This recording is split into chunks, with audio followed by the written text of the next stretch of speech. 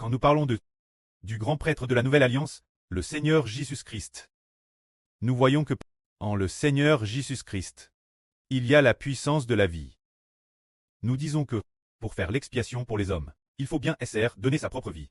C'est ce que le Seigneur Jésus a fait. Mais, regardons nouveau, le Seigneur Jésus-Christ nous rachetant. Il a donné sa vie pour nous racheter. Cela peut-il effacer le péché de l'homme?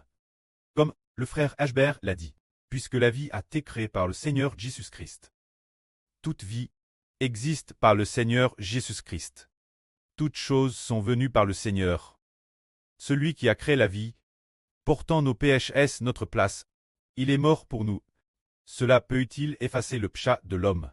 Cela peut l'effacer.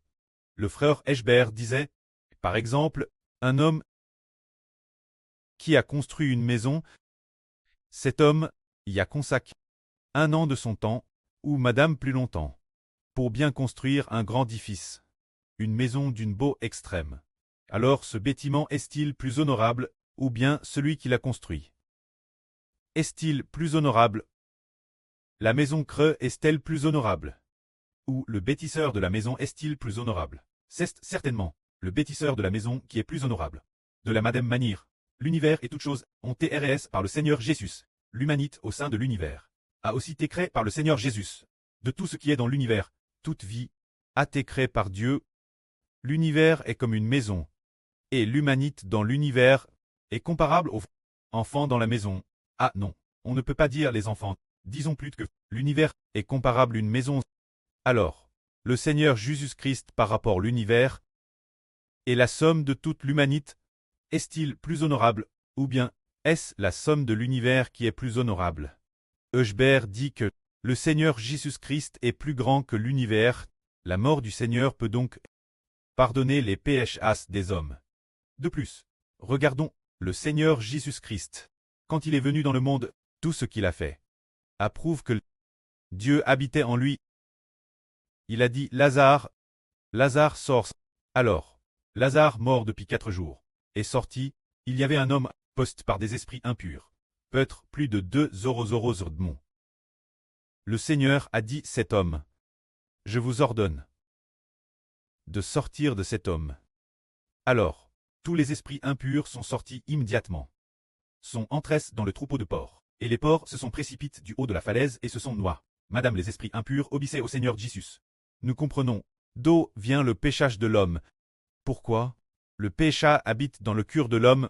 Pourquoi le péchage pousse constamment l'homme pécheur? La source du péchage est le diable, Satan et les anges Tchous. Si il y a un tel grand prêtre, dont l'autorité et la puissance surpassent le diable Satan, surpassent les anges Tchous, alors il est capable de nous aider à vaincre le péchage, car ceux qui ont mis le péchage dans nos cœurs sont le diable Satan et les anges Tchous. Ils ont mis l'esprit du péché en nous. Aujourd'hui, nous disons que le Seigneur Jésus-Christ a une grande puissance pour détruire le péché en nous et crucifier le péché en nous. Avec lui sur la croix, c'est pourquoi tous ceux qui appartiennent au grand prêtre de la Nouvelle Alliance, qui croient au grand prêtre de la Nouvelle Alliance, au Seigneur Jésus-Christ, une seule parole du Seigneur Christ, fait que les péchés de tous ceux qui croient en lui sont complètement détruits, permettant l'homme du péché de se tourner vers la lumière, afin qu'il ne soit plus dominé par le péché. Celui qui peut vaincre les mauvais esprits, qui peut vaincre le diable, peut seul nous sauver des ténèbres, peut seul nous sauver du péché. Pourtant, le grand prêtre de l'ancienne alliance, il était l'origine un descendant d'Adam, un homme de péché. Haine du péché, il était lui-même pig par le péché. Par conséquent, il n'avait pas le pouvoir de nous sauver du péché. Ne pouvant se libérer lui-même du péché, comment pourrait-il sauver les autres du péché? Lui-même, ce grand prêtre de l'ancienne alliance, était lui-même un pécheur, ne pouvait pas se sauver lui-même. Alors comment pourrait-il sauver les autres du péché? Pourtant, le grand prêtre de la nouvelle alliance, il pose de la puissance éternelle de Dieu.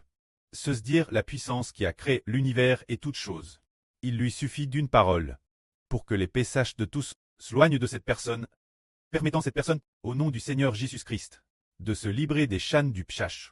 Non seulement cela, mais par une parole du Seigneur Jésus-Christ, tous les anges Tchous seront jetés dans le tangue de feu et de soufre.